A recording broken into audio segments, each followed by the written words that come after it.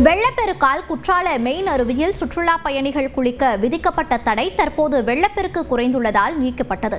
கூடுதல் தகவல்களை நமது செய்தியாளர் செந்தில் வழங்க கேட்கலாம். செந்தில், பயணிகளின் வருகை தற்போது அங்கு எப்படி இருக்கிறது? விவரங்கள்.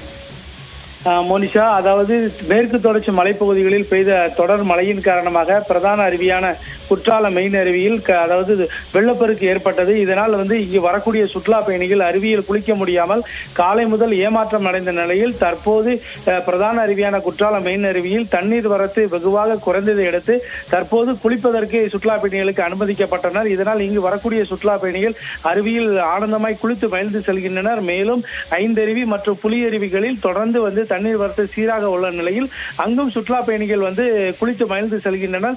அதாவது தற்போது தொடர் விடுமுறை மற்றும் வாட விடுமுறையை முன்னிட்டு பல பகுதிகளில் இருந்து சுற்றுலா பயணிகள் வருகை என்பது அதிகரித்து காணப்படுகிறது.